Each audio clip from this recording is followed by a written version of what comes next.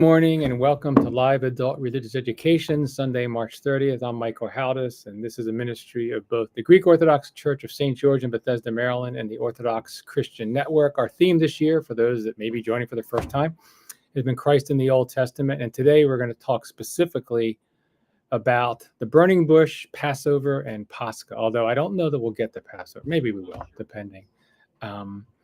So for the last few weeks, we've been taking a deeper dive into some of the understanding of the Old Testament as relates to the sacramental nature of the church and human nature. And then last week, if you can go back and watch, I'm not going to recap it here, but last week we kind of took a sidebar and really focused more general just on a better understanding of the Old Testament in general. But today I'm going to go back to where I was 2 weeks ago when I read a very mysterious passage in the book of Jude, which is the very last epistle before the book of Revelation in the Old Testament.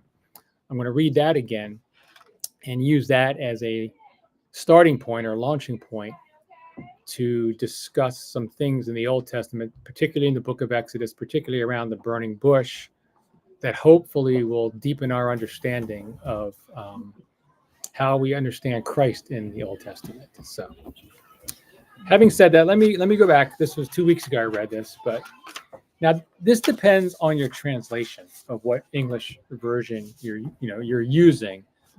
But there's a passage in the book of Jude which is really, I think it's only one chapter, and it's like 25, 26 verses, somewhere around there. And Jude himself, who wrote it, said he started off to write something else, but it's a bit of a polemic, he said. But he says this right in verse 5. And I'm reading you the New English Translation version.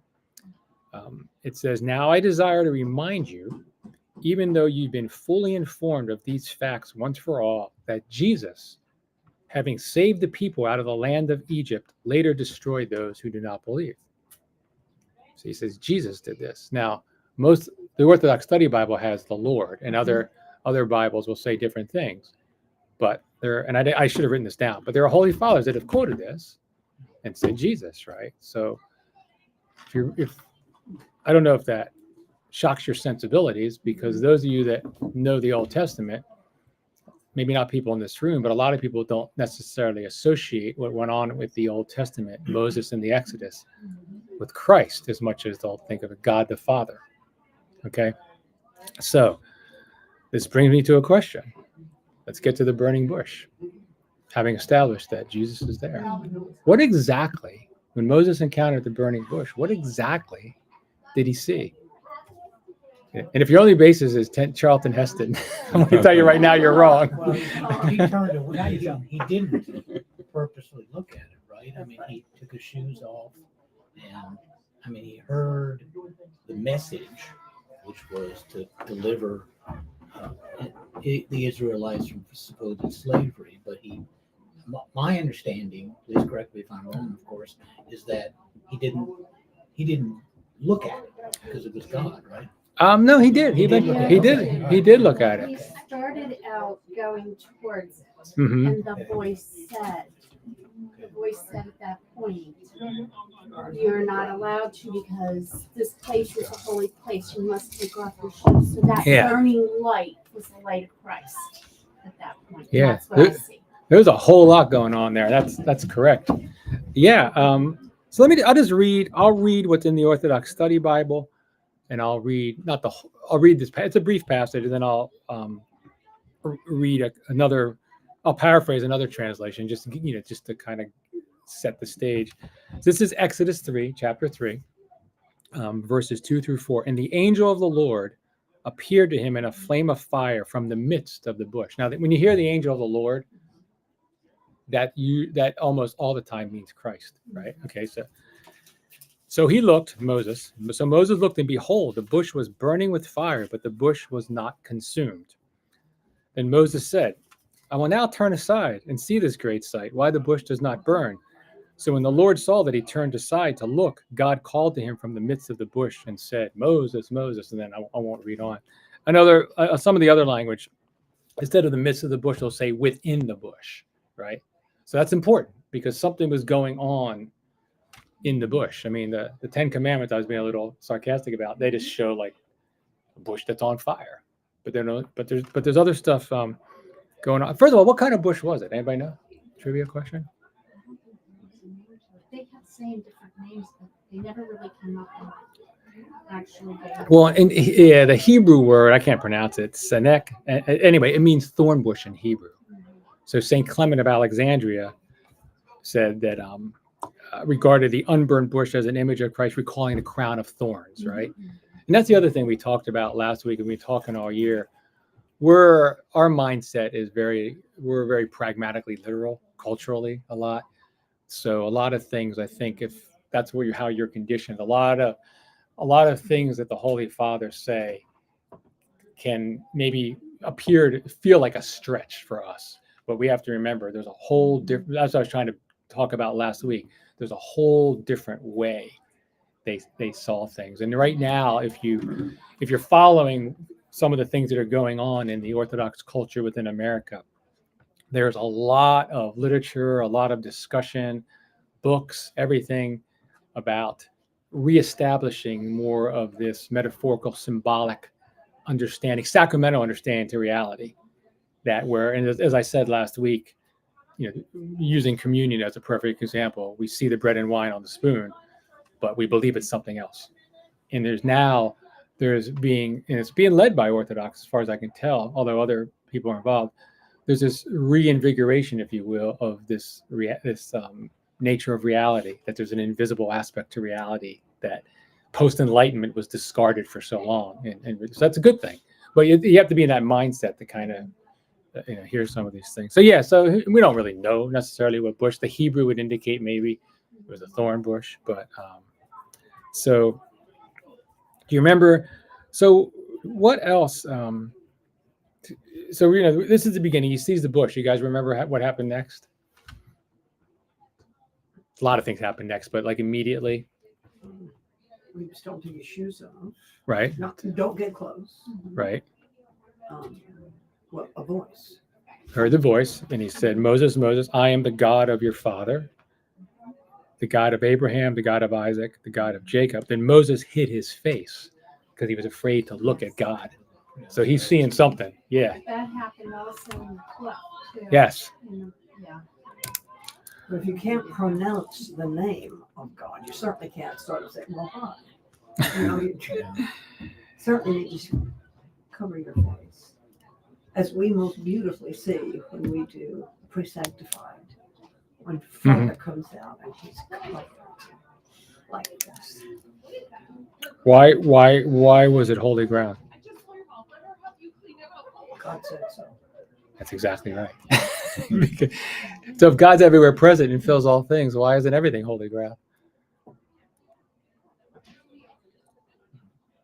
Well, our definition of holy, right, is something set aside, right? Yeah.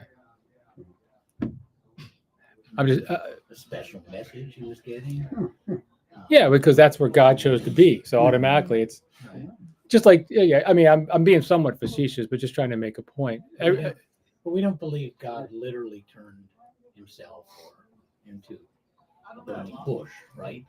It's just I don't know what the right word is. Not He revealed representation, himself but to there was literally something he was seeing. yes. That's sometimes one of the that's actually a mistake we can be reading the Old Testament too far the other way, where we think it's too figurative, and there's a literal aspect to it. We see this in the Oak of Mamre when the three visitors appeared and one was the Lord.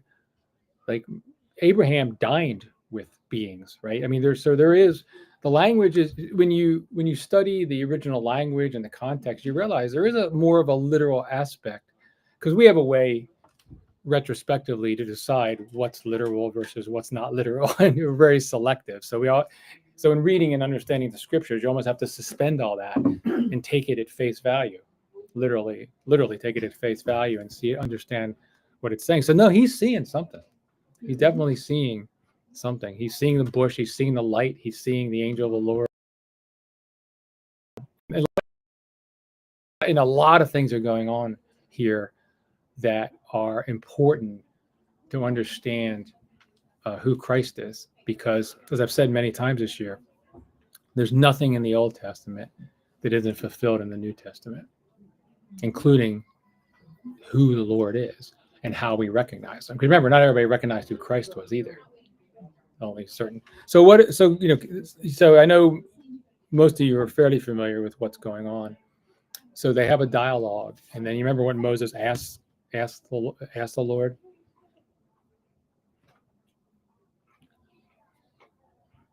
He asked him a lot of Who things. do I say you are? Yeah, he asked him who he is. So, and it gets a little interesting. So, so Moses said to God, "Indeed, when I go to the children of Israel and say to them, the God of your fathers sent me to you, and they ask me, what is his name? What shall I tell them?" And by the way, if you read this whole account, it's kind of funny. Moses is doing everything in his power to get out of this. Everything, right? That's why, anyway, we'll get into that a little bit. Even when he throws the staff down, it becomes a snake. He hightails it. Moses takes off. So it's interesting. But what does God say? What does the Lord say when he says, who should I say? I think it was I am. You said it. This is where it gets a little interesting. Depends on the translation you read. I am who I am. That's Popeye. No, like, I am who I am, and that's Michael. I didn't think you went anywhere. what do you say? I am who I That's am. what I am. I am that I am is one translation. All right. That's close. Sorry. That's one translation. I am the existing one. That's what we find in our Orthodox Study Bible. But it's not. It's a little. Those aren't necessarily the best translations, according to Maria. You have a. No, I was just gonna say, didn't you say I'm the God of Abraham and Jacob? Yeah, he said that before, Yeah. and then Moses is pressing him. Who should I say sent me? Remember? So he already. Oh, yes. And he says, "Who should I say sent me?" Because he's hemming and hawing, right? It wasn't enough for him. So he's and so the Lord says, "I am the existing one. Thus you shall say to the children of Israel, the existing one sent me to you." That's one translation. Another one, I am that I am. You must say to the Israelites, I am has sent me to you. And so, but that's not. It's a little more complicated than that, and I think, and it's worth understanding because of the implications of it. So, does anybody know another translation possibly? So let me read you something, and then we'll get into it. So this is from Father Andrew Stephen Damick in one of his books, because the translation of that is YHWH, right? And remember, Hebrew language did not have vowels, just consonants. So we say I can't even pronounce it how a Hebrew would, but Yahweh, right? And a lot of words were spelled the same, and how you spoke them made a difference in what the meaning is. Like, for example, going back to the Garden of Eden, the word for the serpent was, I think it was Nakash, but how you pronounced it meant something. Like, that word has a serpentine quality to it, understanding a serpentine and angelic meaning. That's where seraphim comes from. So from that you get a much deeper understanding that Eve was talking to a divine being who she was not surprised to find in the garden, not a talking snake, like, the watered down. So here, so this is what Father Andrew says. Yahweh is the name in Hebrew for God used throughout the Old Testament, coming from the verb to be, right, in Hebrew. It is often translated in the Bible as Lord. So a lot of times when we read Lord, it's actually Yahweh. So, depending on the translation, and it gets a little even further complicated because there's an understanding in the Old Testament. There's definitely an understanding at a minimum of the dual nature of God. So they understood the being that they could see sometimes, Yahweh the Son versus Yahweh the Father. So they understood. So it's not correct to think that the Hebrews had no understanding of the plurality of God's being. They just, the Holy Trinity, God is the Holy Trinity, had not fully revealed himself yet. But there was an understanding of the nature of God. And that's why it's not really correct to just say in a watered down way, oh, the three Abrahamic faiths worship all the same God. Not true. They had a very different understanding of the nature of God. even though they might use the same language. So, so Father Andrew goes on to say this: it's often translated in Bibles as the Lord, and in Orthodox liturgical text based on the Greek translation of the Old Testament as the existing one, or the one who is. The form Yahweh has a causative sense, i.e., the one who causes things to be. That is the creator. The first person from, it's spelled Ahyeh, I am, is how God introduces himself in the Bible. Exodus 3:14. Some Christians following later rabbinical Jewish tradition will not write or pronounce Yahweh, but scriptures and early Christian tradition does not prohibit it. So the New English Translation Bible has a note. So when God used the verb to express his name, he used this form saying, I am. When people refer to him as Yahweh, and which is the third person masculine singular form from the name, they say he is. So then Father Stephen DeYoung says the best way to think about how he introduces his name is he who causes things to be. So, okay, so that's all cool to learn maybe, but what's relevant to us about that? I think there's something. When I first learned this, I thought there was something. When we think about the Lord as he who causes things to be, I'll explain what it meant to me, but then I'm sure you guys may have different thoughts. When I came in earlier, there was a conversation going on Morning, about Marcia. the meaning of this, the saying of that, and how to pronounce things. So the unknowable that is absolutely present remains unknowable. Therefore, language is inferior to understand it. I'll give you an example that I heard about not so long ago. We all know about this. Black holes in the outer world, worlds and worlds away, definitely exist. They are definitely immensely powerful, and nobody knows exactly what it is. No, It seems to be. No one knows what anything really is when you get into when you get into dark matter and all that stuff, quantum stuff. We cannot, and it is we are frustrated. We in this era post enlightenment, so desirous of making measurements, put it in a box. I want to understand this, cut it apart. So you can't do that with everything. But go ahead, John. To me, at least, it's all of existence. It's saying there's nothing without him. He causes everything. Right. There's an order to it, but there's nothing without the Lord. Right. And so for those of you that are more scientifically oriented, and I just know enough to be dangerous. It's the second law of thermodynamics. Entropy. Yeah, entropy. There's like what by how we understand that everything should be going digressing into total chaos. Yeah. Something's holding it together. Right. What is that something? Well, we believe we know who that something is. I for me at least, and this is what I kind of wanted to get a discussion going. If you guys feel inclined, it reminded me of what Paul said in Romans, and I think it was Romans 1:20, but I may be getting the verse wrong. He said, everything is evident in creation, therefore all men are without excuse. The fact that there even is a to be, right? That there is existence itself should be the first clue. Right. But the other thing I think, and we talked about this a little bit, maybe before class began, I don't remember, is God is revealed mostly to us in actions, right? Because think about Christ. Before Christ, the resurrected Christ, other than the demons recognized who he was, but it wasn't self-evident looking at him. People began to, even when he was alive, they saw the miracles. So they saw, they said, God has visited us. But it wasn't until retrospectively when they really processed his life and they saw, remember I talked about patterns a couple of weeks ago? They saw in the life of Christ the complete pattern of the Old Testament.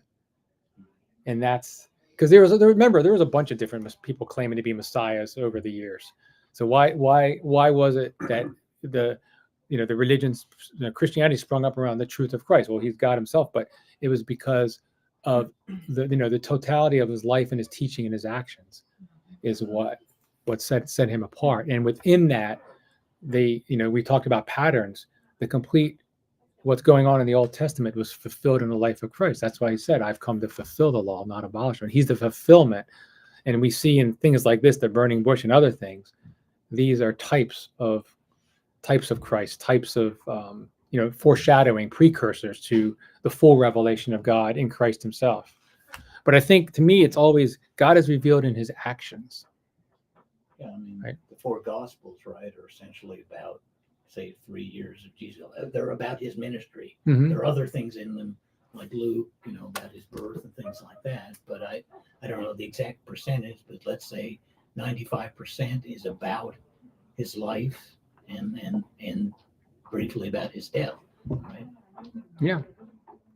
And in some ways, the book of Acts also follows on the actions of The body of his Christ. anointed, right? Yeah. His anointed. The body of Christ. And we know just when he said, when he appeared to Paul on the road to Damascus, he said, Paul, Saul, Saul, why are you persecuting me? He didn't say, why are you persecuting them? He said, why are you persecuting me? Because all of us are an extension of him in the body of Christ. Maria, you look like you're No, pondering. I was thinking that, just not only actions, but also through his words. Mhm. But at the time, humans, when they look at, they're gonna understand something more when they see it happen, rather than listening to somebody. So, but now today, we can understand it through his words because he spoke through parables so that they Mhm. can understand. He who has ears to hear, let him hear. Yeah. Right. Mhm. Yeah, I was thinking along the lines of, and I agree with you. I was thinking along the lines of, and I wish I could think of a good example, but and I'm sure you guys have had this happen to you. You're talking to friends or family or people you don't know, and they'll talk about a circumstance where they were praying, and then a certain person might have shown up who did a certain thing, which was exactly what they needed or they needed for a loved one, and then they have a strong knowing, not knowing, but a knowing that was God at work. That's what I mean, Mhm. because God is most revealed in actions, and he chooses. I mean, he's God. He can do whatever he wants. He created us. He chooses most of the time to operate through us rather than what we would call like a direct intervention, if you will, right? Mhm. And that's what I mean. So when he says, I am cause things to be, it just reminds me of he's telling Moses who he is, but he's revealing really his nature.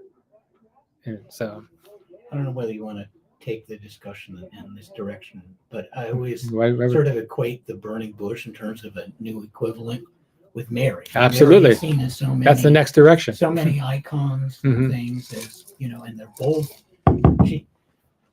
She's not. She's given the message. Moses is given the message in the Old Testament. She is given essentially with the Annunciation, the message of literally deliverance. She's not consumed by the fire.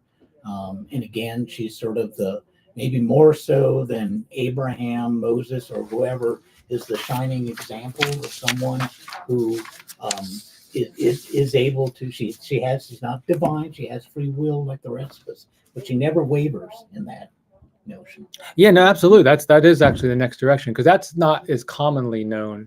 People don't think about the unless you've seen the icon. Anybody seen the icon, the Theotokos? I think they call it the unburned bush. Is that how they refer to it? Anybody seen that icon? Mhm. I didn't bring a picture of it, but there's several with her, and there's also yeah, I've seen several with sort of Moses in the back. yeah. There's all kinds of stuff in that icon. Yeah. You could spend a whole class She's pick. more than just sort of motherhood, or she is, but she's not necessarily, in my mind. I mean, she's a woman, but not necessarily gender specific, because she is the supreme example to all of us. Well, I would say she's definitely gender specific in terms of well, maybe you mean something different than that than I do. Well, she's certainly a woman. She represents motherhood Right. and comfort and all of that. But I think she's more than that, because she is in my mind at least, Mhm. perhaps I'm incorrect. She's more of almost the perfect being who never wavers.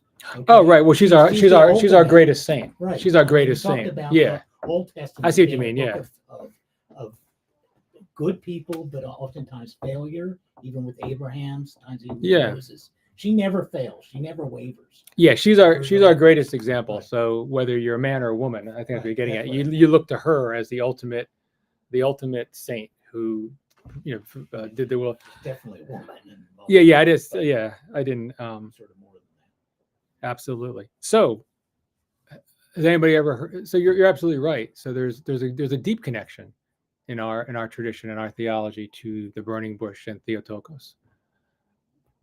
For those of you who read a lot of the scriptures or are familiar with the services, do you know one of the scriptures we read? It was March 25th recently. Do you know one of the Old Testament scriptures that are read on that feast day? Tell us. We just read it. Exodus 3, 1 through 8. The burning bush. There's more besides that. Yeah. I'll read you a quote from, if you want to go read it yourself, it's a brief article. There's an article on the OCA website. I think it's called Theotokos and the Unburnt Bush, and a lot of other things you'll find out there. Refer back to this article. But it says there are many theologians who view the unburnt bush as a symbol of Theotokos, who was always a virgin before, during, and after the birth of Jesus Christ. It was she who managed to contain the fiery nature of God the Son without being consumed. Remember, the bush was not consumed. Consumed is a big thing. We consume communion, right? That's how Saint Gregory of Nyssa, who, if you know, remember Saint Gregory of Nyssa, he was one of the siblings of Saint Basil the Great, Saint John Chrysostom, Blessed Theodore of Cyrus. That's how they interpreted this passage. And if you any of you familiar with and I'm not a like a liturgist by any means, but any of you familiar with a lot of the hymns that are used on Theotokos feast days? Like Good Friday. Well, yeah, The Vesper is almost like a Good Friday Vesper. yeah. We've been there. But if you look at all the hymnology of all, because I forget how many feast days off the top of my head, but there's many feast days to Theotokos, out of the 12 major feast days of the church. There's a lot of language in there. For example, the miracle that Moses witnessed on Sinai in the burning bush foretold your virgin childbearing, O pure mother. We, the faithful, cry to you, rejoice, O truly living bush. Rejoice, O holy mountain. Rejoice, O sanctified expanse, and most holy Theotokos. You showed Moses, O Christ God, the image of your pure mother. In the bush that burned yet was not consumed, for she herself was not consumed. When she received in her womb the fire of divinity, she remained incorrupt. After the pure childbearing, by her prayers, O great merciful one, deliver us from the flame of passions and preserve your people from all harm. I have many different examples. I won't read them all. Actually, I probably should give it to you, Maria, to chant them. Somebody who actually can do them justice. But you see, there's all this language about unconsumed, and this isn't just in Exodus. There's other places like Ezekiel 43:27 through 44:4. That's also read. That's read on most of the feast days of Theotokos. I'll just read it to you because this is important. This is from Ezekiel. It will be when these days are over, on the 8th day, the priest shall offer your whole burnt offerings and your peace offerings on the altar, and I shall accept you, says the Lord.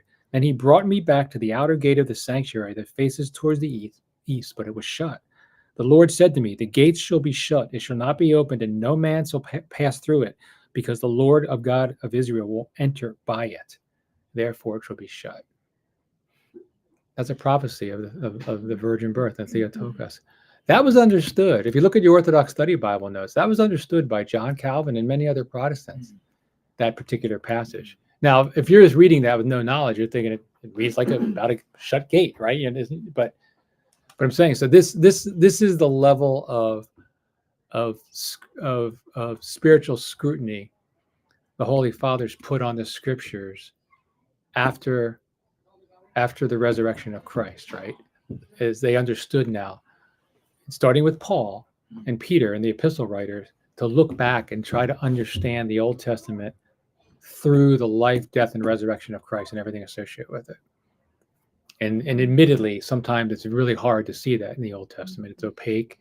It can appear obtuse. And that's why I said last week, it's really important to have the mindset of the spiritual reality that's going on. Otherwise, but this is the kind of stuff. So let me ask you this, because I brought up this word consumed and unconsumed.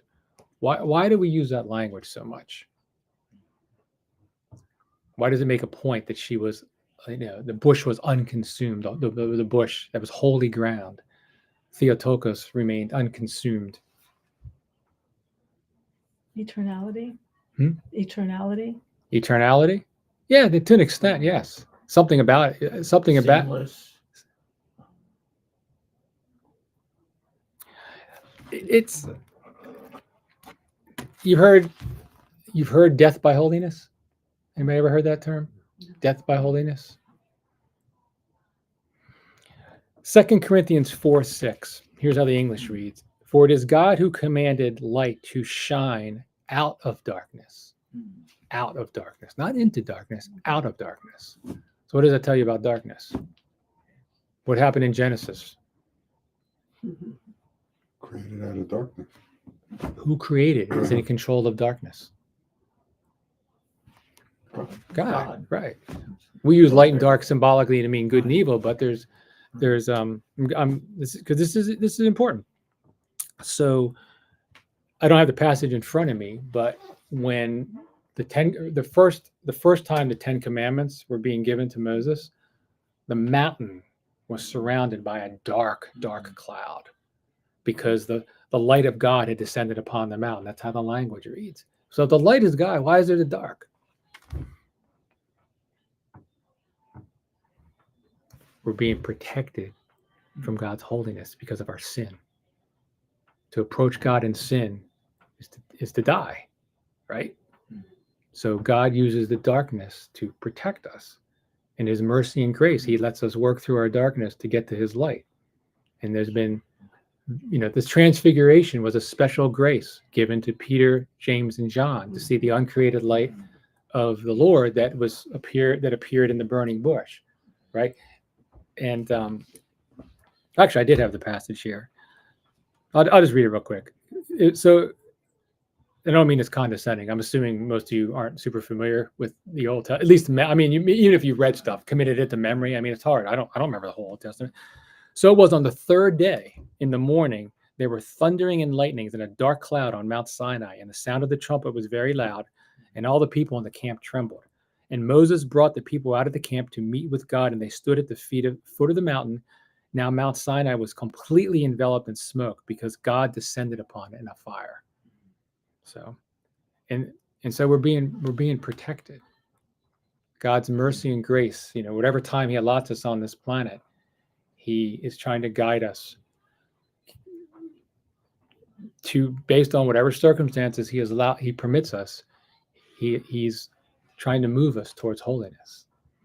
And that's why, to me at least, it's an ever-present reminder when things are dark, don't think you're abandoned by God. God is always present and always with us. And that, admittedly, some of the dark stands, let's face it, we've all been nearly crushed by dark circumstances in our lives, right? They're gut-wrenching, heart-wrenching, but God is still ever present because, again, if one thing I hope, I never say anything in here that I don't have some level of experience with. Otherwise, I feel like I'm just talking out of my head, not in my heart. But in my own dark times, it's these truths that I've remembered, or other people around me helped remember, that God's ever present all the time. So that even though I couldn't see my way out of the dark, that I could at least hang on to the hope that God's working at it. And I could have that, like Christ says in Luke, it's either 19:21 or 21:19, I forget.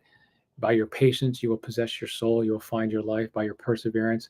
To have that hope that then begets perseverance to not succumb to the darkness, because the devil always wants you to believe that, God doesn't love you when things are going bad for you.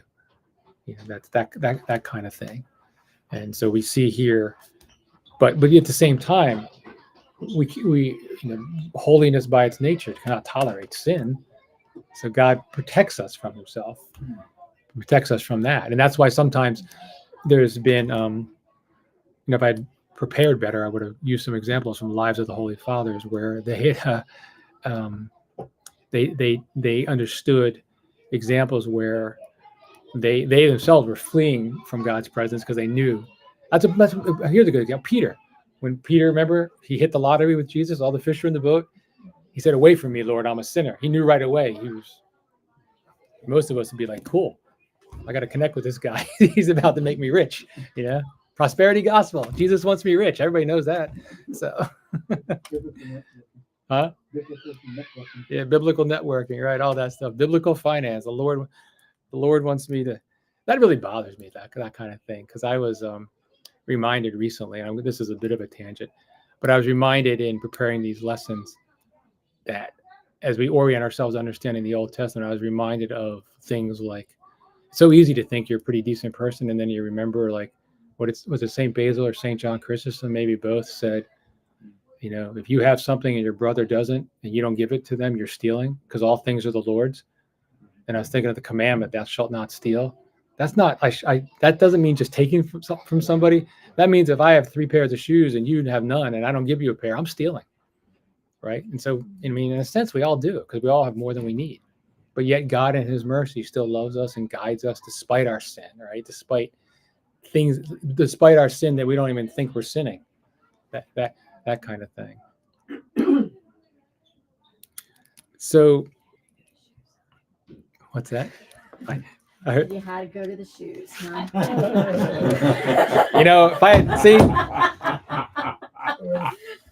if I had been a little bit smarter, Guilty. Over there, flashing guilty. if I had been a little bit smarter, I would have not gone to shoes, because women in shoes, it's its own lesson. Okay? I think there's a Saint Marcus. St. Marcus from the land of Neiman? Marcus. Oh, okay. Yeah. I thought you were like, 1,000 pairs of shoes, and everybody in the rest of Marcus, the yeah, world Philippines. starving. Yeah. I thought you were going to like Neiman Marcus. No. I thought I said St. Marcus of the land of Neiman, right? St. Blooming of Dale, right? An Irish saint. It's my vice. We all have our vices. My vice. I think if we can at least keep our vices fairly limited in scope and magnitude, we're doing better, because some vices, not all vices are created equal, right? And now you got me all messed up with shoes. Oh gosh, where do I go from here? Yeah. Well, the other thing, we both these examples, we're talking about the light, the uncreated light we see as we understand it was in the burning bush and the transfiguration. That also all speaks to us in terms of what talk about patterns. We have this pattern in the entire Bible of life from death, but we also have this pattern of transfiguration, of transformation. And of course, we see it ultimately in the life of Christ, but we see it in the saints, right? I mean, what often signified in the Old Testament, for example, what often signified that someone had finally got it after maybe years of God working with that person. They finally got to the place where God wanted them to be. What happens to them? A change happens. Name. Jacob becomes Israel. Abram becomes Abraham's. Right. And if you study, the life, especially Jacob, if you really pick apart his life, the guy was a mess, right? When he finally struggled with God and prevailed. That's what Israel means: just prevailing, struggling, wrestling with God.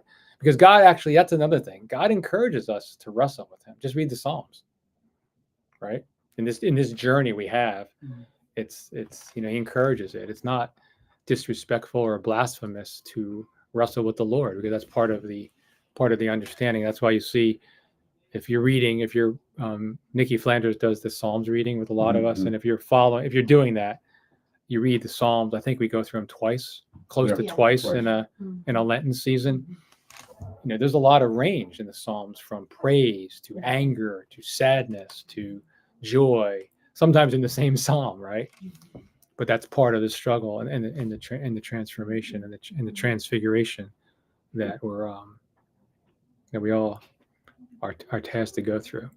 So let me stop and take a breath and just invite any thoughts or questions, because I'm throwing a lot out today that may or may not be known to you. I don't know. Is this old hat to most of you, or is this new stuff? Yeah. Okay. Does it feel like a stretch to think of the burning bush, seeing the Lord in there? Because some Holy Father, what you see in the image, I didn't bring it, but what they show is the Lord with the Theotokos, right? Right. And Right. and so what the point they're trying to make is this is a foreshadowing of the birth of Christ. So you see, Right. and remember this gets a little heady. Remember we talked about last week or the week before that the Lamb of God slain before the foundation of the world. So the birth, death, and resurrection of Christ is an eternal reality. It's a foundational reality to our reality, and so our experience of it, we experience it in this life in terms of fixed events, but it's because we're human beings with living in time. But this we're touching upon something that's eternal, that you brought up a moment ago, Sophia. And that's another thing I think, for me at least, it's helpful, because in the mundane nature of my everyday life, very few things feel eternal, sometimes except pain and suffering, right? Of a certain Got a situation. lot of that. Yeah, a lot of that, right? It's easy to whine about your pain and suffering, right? I mean, it's a little sarcastic on my part, but at the same time, it is easy to fall into that pattern of griping about your circumstance and not understanding there's a bigger picture going on. And for me at least, sometimes going deep in some of these things is just, you can do it. You can do this many different ways, but to me, discussions like this help further embed this understanding of a bigger picture, so that when you're going, for me at least, when you go through something, it's easier to call to mind and call to your heart the understanding of the bigger picture that helps you just deal with whatever you're dealing with at the time. So, I mean, that's I like to be pragmatic all the time, pragmatic spirituality, but that's the pragmatic application. But I think the collective understanding just elevates us. So I'm going to stop there, unless because the Passover is next, but I just don't want to spend 5 minutes on that. That's because that's an important. Well left. Hmm? Well left. Yeah. So next week, what we'll do is we'll start with the Passover, and there's a lot to talk about there. And my guess is we won't finish, and it's appropriate because Passover means Pascha, as you know, and so we'll get as far as we want to get next week, and then post Pascha we'll finish up on that topic and see where we go from there. So, all right. Well, God bless everyone. Thank you for whoever joined online. I hope this hung together and was meaningful for you. We'll be back next week, which is April 6th. Is that right? So we'll see you again.